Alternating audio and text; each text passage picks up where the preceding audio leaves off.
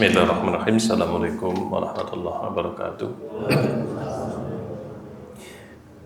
Innal hamdalillah nahmaduhu wa nasta'inuhu wa nastaghfiruh wa na'udzu billahi min shururi anfusina wa min sayyiati a'malina. May yahdihillahu fala mudilla lahu wa may yudlilhu fala hadiyalah. Asyhadu an la ilaha illallah wahdahu la syarikalah wa asyhadu anna Muhammadan abduhu wa rasuluhu la nabiyya ba'dah ma ba'd. Bapak Ibu jamaah salat subuh yang dirahmati Allah Subhanahu wa taala. Waktu pagi adalah waktu yang diberkahi oleh Allah Subhanahu wa taala. Di antara sebabnya Nabi sallallahu alaihi wasallam pernah beliau mendoakan Allahumma barik ummati fi bukuriha. Ya Allah, berkahilah umatku di waktu paginya. Sehingga waktu pagi ini adalah waktu yang istimewa. Para ulama sangat memakruhkan, sangat tidak menyukai seandainya di waktu-waktu yang berkah ini dimanfaatkan untuk sesuatu yang tidak bermanfaat ataupun untuk tidur misalkan. Nah, waktu pagi juga menentukan bagaimana perjalanan manusia di waktu siang dan malamnya. Setiap pagi di antara kebiasaan Nabi SAW adalah beliau berdoa kepada Allah Subhanahu wa taala. Di antara doa yang beliau baca adalah Allahumma inni as'aluka ilman nafi'an wa rizqan thayyiban wa amalan mutaqabbalan. Ya Allah, di waktu pagi ini saya memohon kepadamu ilmu yang bermanfaat. Yang kedua, rezeki yang baik. Dan yang ketiga adalah amalan-amalan yang diterima. Kalau kita cermati, tentu ini bukan hanya sekedar doa saja, tetapi ini sebuah perencanaan apa yang hendak akan kita lakukan dalam satu hari itu. Hendaknya orang-orang beriman mereka merencanakan kegiatan, tidak sebatas rutinitas yang kemudian mereka jalankan, tetapi ada perencanaan yang kemudian mereka rencanakan dalam setiap harinya. Maka di antara yang kemudian penting untuk dilakukan oleh seorang mukmin adalah bagaimana dalam setiap hari mereka bisa ada ilmu yang mereka tambahkan pada dirinya. Jadi meminta ilmu kepada Allah Subhanahu wa taala. Karena kalau kita lihat, ilmu ini adalah kunci segala kemudahan. Pekerjaan yang paling susah adalah pekerjaan yang kita tidak tahu ilmunya. Permasalahan paling rumit, paling sulit adalah permasalahan yang kita tidak tahu solusinya. Sehingga ilmu itu disebutkan oleh ulama itu seperti cahaya, sebagai sebuah petunjuk, sehingga manusia dia bisa menyelesaikan banyak hal dalam ilmu. Dan ilmu yang masuk pada dirinya ini akan menjadi kemudahan-kemudahan. Kalau kita setiap hari kemudian meminta ilmu kepada Allah Subhanahu wa taala, seperti kita ketahui juga bahwasanya Pak, ilmu itu tidak ada batasnya. Dan persoalan hidup juga tidak terbatas hanya pada perkara yang kita tahu. Dalam kehidupan ini kita sering menghadapi persoalan-persoalan yang kita tidak pernah tahu sebelumnya, tidak pernah kita prediksi sebelumnya. Maka ilmu ini adalah menjadi sebuah sebab. Dan Islam adalah agama yang sangat memotivasi, sangat memerintahkan bagaimana umatnya ini terus menambah keilmuan. Bahkan Nabi SAW mewajibkan, talabul ilmi faridatun ala kulli muslim. Namanya belajar itu adalah hukumnya wajib. Saking pentingnya keilmuan ini, motivasi dari Allah sangat luar biasa. Dikatakan yarfa'illahu alladhina amanu minkum walladhina utul ilma darajat. Allah Subhanahu wa taala akan mengangkat derajat orang-orang beriman dan orang-orang yang menuntut ilmu beberapa derajat dibandingkan yang lainnya. ketinggian orang menuntut ilmu di sini Allah tinggikan lebih tinggi daripada orang-orang beriman. Ya. Dikatakan dalam tafsirnya Ibnu Abbas, ya, beliau mengatakan orang-orang berilmu itu lebih tinggi 700 derajat. Ya, 700 derajat di atas siapa? Di atas orang-orang beriman. Kemudian apa? Setiap derajatnya itu seperti 500 tahun perjalanan. Ya, jadi satu derajat dengan derajat pertama ke derajat dua itu seperti 500 tahun perjalanan. Itu Allah Subhanahu wa taala berikan ketinggian yang sangat luar biasa. Kenapa seperti itu? Karena pentingnya keilmuan dalam kehidupan Islam ini. Kemajuan umat Islam, Bapak Ibu sekalian, kemajuan umat Islam itu ditandai dengan kemajuan keilmuan. Ya, bukan ditandai dengan yang lain.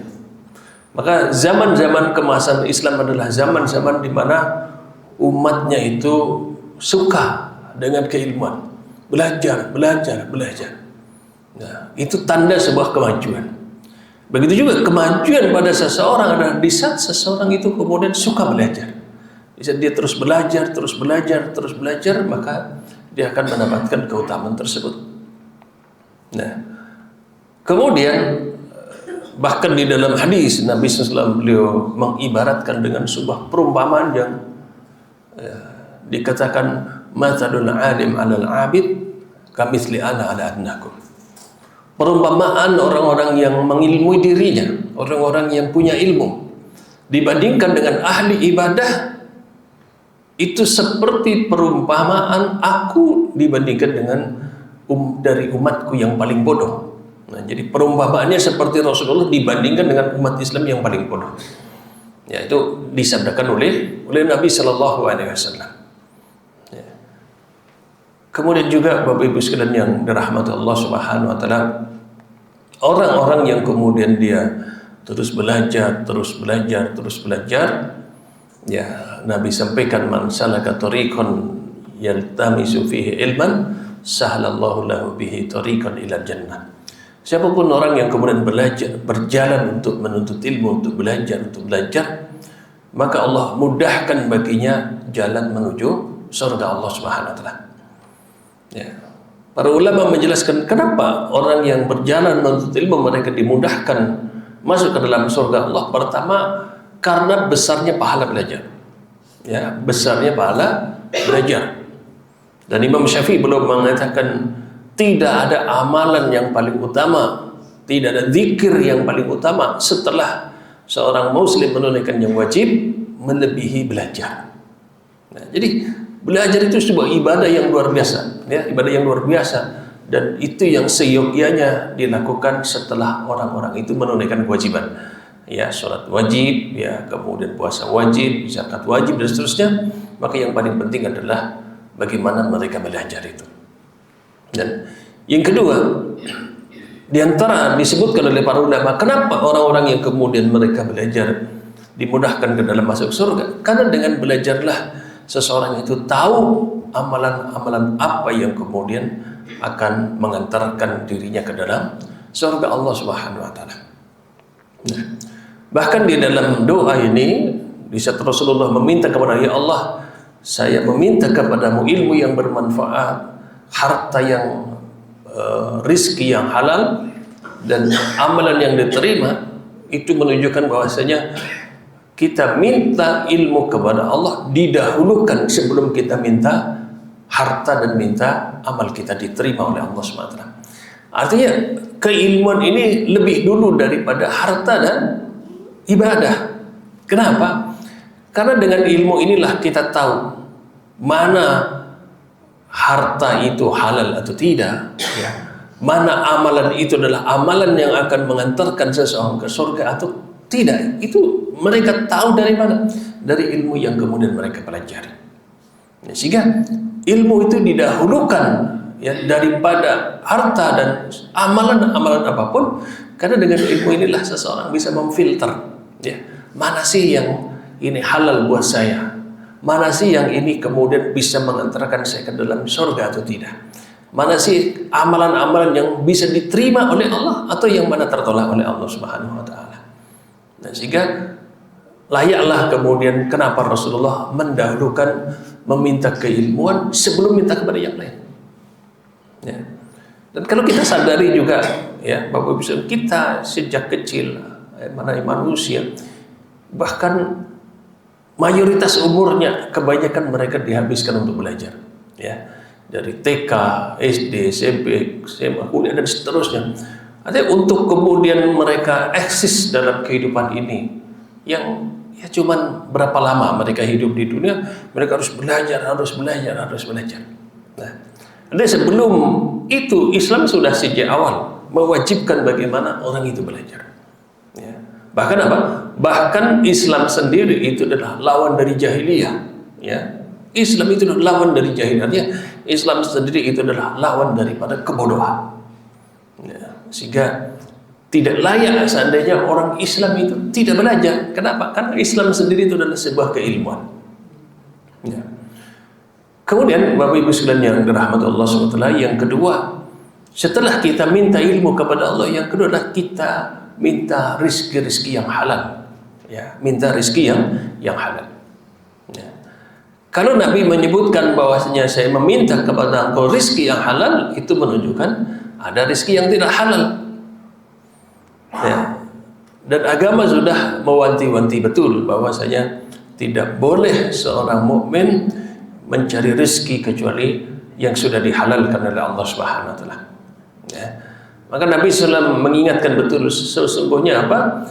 Sesungguhnya rezeki kalian telah dijamin oleh Allah Subhanahu wa taala. Ya, dan Nabi hanya berpesan apa? Fa ahsinu fi thalab. Maka perbaguslah cara mencari rezeki tersebut. Artinya apa? Mau lewat jalan halal, mau lewat jalan haram, rezekinya sudah segitu. Ya, sehingga apa? Kita disuruh milih mau dengan cara yang halal atau cara yang haram. Ya. Hasilnya sama. Ya. Tapi cara yang haram itu memberikan dampak berkepanjangan sampai di akhirat. Begitu juga cara yang halal juga memberikan dampak yang sangat luar biasa pada diri seseorang. Ya. Sehingga dengan permohonan kita sejak pagi hari kita minta kepada Allah, saya ingin minta rezeki yang halal. Ya. Karena boleh jadi Bapak Islam persoalan dalam hidup ini kadang tidak cukup kita hanya kemudian dengan ikhtiar kita. Betapa sering mungkin manusia sudah tahu ini tidak halal, tapi kenapa dia kemudian tetap melakukannya? Kenapa? Boleh jadi kelemahan iman di dalam dirinya, kuatnya nafsu di dalam dirinya. Tetapi kalau kemudian kita sudah minta kepada Allah Subhanahu wa taala, karena orang yang berdoa kepada Allah menunjukkan kepasrahan orang itu kepada Allah Subhanahu wa taala. Orang yang berdoa kepada Allah otomatis dia minta dikuatkan untuk bisa melakukan apa yang dia ingin lakukan. Maka seandainya Allah Subhanahu wa taala yang kemudian sudah mengijabah, maka semua cara itu pasti akan ditunjukkan oleh Allah Subhanahu wa taala. Sehingga apa? Kalau orang-orang itu kemudian mengandalkan kekuatan dirinya, itu tidak mudah. Ya, itu tidak mudah. Sehingga Nabi bersabda, "Doa silahul mu'min." Doa itu adalah andalannya orang-orang beriman. Ya, doa itu andalannya orang-orang beriman. Jangan kemudian orang mengatakan, saya sudah tahu, saya pasti bisa, saya mampu. Belum tentu. Ya. Kalau Allah tidak izinkan, itu tidak akan pernah terjadi. Kalau Allah tidak izinkan, kita tidak akan mungkin bisa meraih apa yang kita harapkan. Tapi dengan doa-doa ini, harapannya apa? Kita dimudahkan oleh Allah Subhanahu wa taala. Ya, meraih apa? Meraih sesuatu rizki-rizki yang dihalalkan oleh Allah Subhanahu wa taala. Dan Allah Subhanahu wa taala di dalam ayat-ayatnya juga, Rasulullah di dalam hadis-hadisnya betul-betul mengingatkan betul, ya, bagaimana pentingnya sesuatu yang halal. Ya, ini harus menjadi sebuah tradisi kebiasaan orang-orang beriman adalah mereka senantiasa memprioritaskan yang halal. Ya, demi apa? Demi keberkahan. Ya, rezeki tidak mesti harus banyak, tapi yang paling penting dari rezeki adalah keberkahannya. Ya, keberkahan, kemanfaatan dari rezeki yang Allah berikan. Ya, dan dalam kehidupan kita sehari-hari kita terus menyaksikan betapa banyak orang dia uang yang begitu banyak, tetapi tidak barokah. Ya. Justru malah susah hidupnya, bahkan di penjara. Ya. Apalah artinya dia punya tetapi nggak ada barokahnya. Sungguh sangat nikmat orang-orang yang mungkin dia hanya biasa tetapi kemudian rezekinya diberkahi oleh Allah SWT. Dari apa yang Allah berikan mendatangkan berbagai kemanfaatan luar biasa. Ya, badannya sehat, anak keturunannya soleh-soleha, dimudahkan urusannya. Itu hal yang paling penting dalam kehidupan itu. Ya. Jadi dalam keberkahan rezeki yang penting apa? Kecukupan. Kita senantiasa akan dicukupkan oleh Allah. Jadi hati kita merasa apa? Merasa cukup dengan apa yang Allah sudah berikan itu. Jadi tidak selalu haus kepingin enggak. Tetapi dia akan dicukupkan oleh Allah Subhanahu wa taala. Ya. Rizki yang barokah juga adalah rizki yang kemudian apa? Dari yang Allah berikan itu mendatangkan berbagai kebaikan. Ya. Dari mungkin rizki yang kita dapatkan, subhanallah, kemanfaatannya banyak. Karena boleh jadi orang memiliki banyak tetapi kemanfaatannya dia tidak rasakan. Kadang orang mengeluh, ya Allah saya gajian di bulan ini nggak ada yang nyangkut apapun. Nah, habis uangnya tetapi nggak ada bekas yang kemudian bisa dia rasakan. Kenapa? Karena keberkahan yang kurang diberkahi oleh Allah SWT. Sehingga rezeki yang halal itu adalah rezeki yang kemudian betul-betul diberkahi oleh Allah SWT. Rezeki yang akan mendatangkan berbagai kebaikan dalam kehidupan.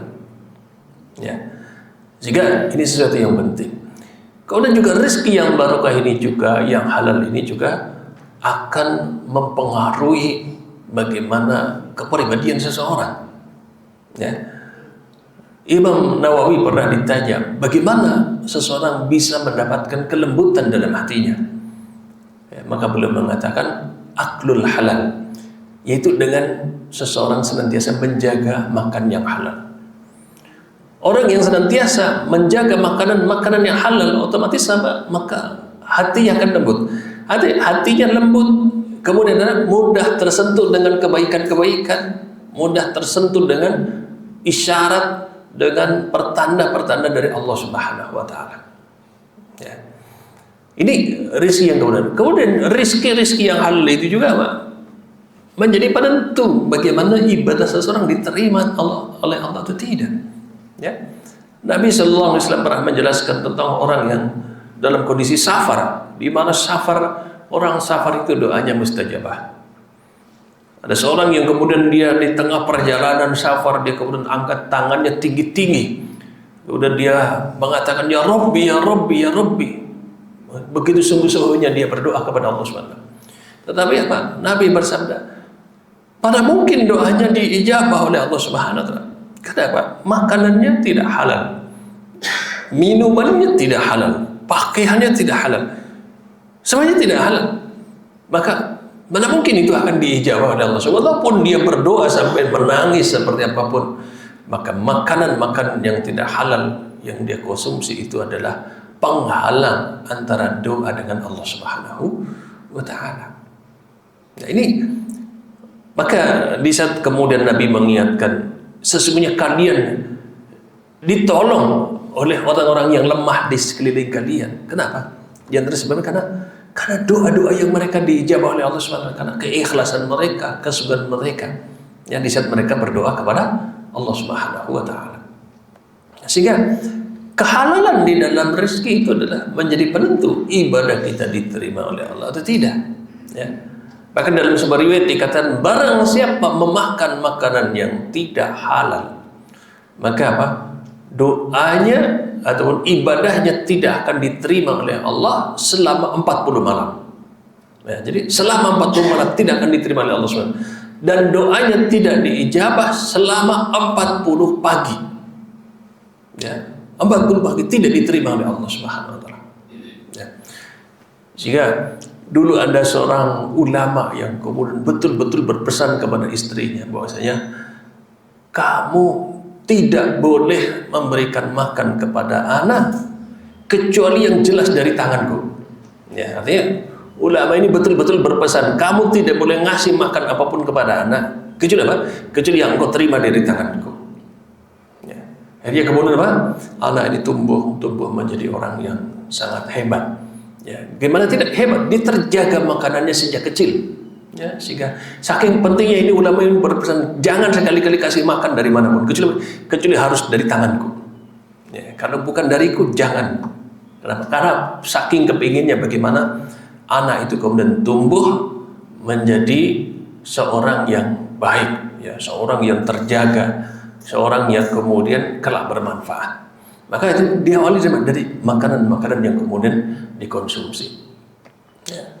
Jadi orang-orang yang makan dari makanan yang tidak halal tadi, pertama sholatnya 40 malam tidak diterima, doanya 40 pagi tidak diterima oleh Allah SWT, dan Nabi Muhammad naru au nabi, dan kelak di akhirat tempat kembalinya adalah ke dalam neraka itu. Nah ini penting sekali di dalam Islam, sehingga Bapak Ibu sekalian yang dirahmati Allah, kita tidak boleh seorang mukmin berpikir yang penting banyak, yang penting dapat, bukan, tapi yang penting adalah bagaimana barokah. Barokah itu jauh lebih nikmat daripada sesuatu yang banyak. Ya. Nah, sehingga apa? Kita selalu minta kepada ya Allah, saya minta kepadamu rezeki yang kau berkahi. Ya. Kemudian yang ketiga, Bapak Ibu sekalian yang dirahmati Allah Subhanahu wa taala, kita minta terus kepada Allah Subhanahu wa taala wa amalan mutaqabbalan, amal-amal yang diterima oleh Allah Subhanahu wa taala. Itu menunjukkan bahwa berarti ada amal-amal yang diterima oleh Allah dan ada amal yang tidak diterima. Artinya tidak serta-merta orang beramal mesti diterima oleh Allah Subhanahu wa taala. Belum tentu itu. Ya. Berarti ada yang diterima dan ada yang tidak diterima oleh Allah Subhanahu wa taala. Di saat Allah Subhanahu wa taala berfirman, Allah yang menciptakan kehidupan dan kematian, liyabluwakum ayyukum ahsanu amalan. Dan Allah menciptakan semua ini adalah untuk menguji siapa di antara kalian yang amalannya paling bagus. Itu amalannya paling diterima oleh Allah Subhanahu wa taala. Maka Fudail bin Iyad beliau mengatakan, amalan apa yang paling diterima oleh Allah Subhanahu wa taala, yang dipastikan diterima? Beliau mengatakan akhlasuhum wa aswabuhum. Yang paling diterima itu dua. Itu yang paling ikhlas lillahi ta'ala. Itu amalan yang betul-betul dilakukan semata-mata karena Allah Subhanahu wa taala. Ya. Tidak ada unsur dualisme kesyirikan di dalam amal tersebut. Wa aswabuhum adalah yang paling benar dalam mengamalkannya itu. Apa yang dimaksud dengan paling benar adalah yang paling sesuai dengan tuntunan dari Rasul sallallahu alaihi wasallam. Ya. Amalan yang paling diterima ini adalah amalan yang kemudian terdasari oleh dua kalimat syahadat. Ya, karena pintu masuk Islam itu syahadat, Bapak Ibu sekalian, ya. Syahadat la ilaha illallah dan syahadat Muhammad Rasulullah. Ini menjiwai, mendasari seluruh amalan.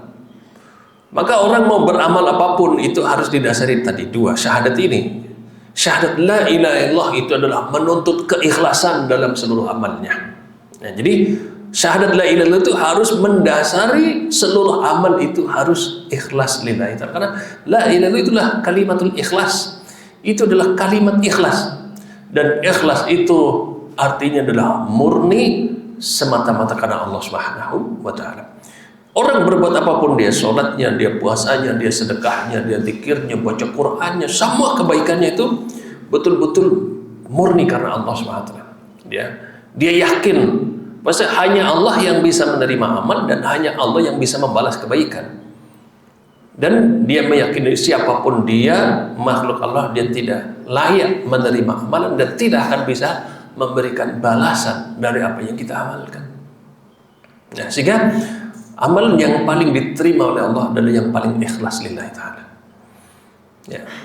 Kemudian yang kedua adalah wa aswabuhum, amalan yang sesuai dengan konsekuensi Muhammad Rasulullah. Artinya apa?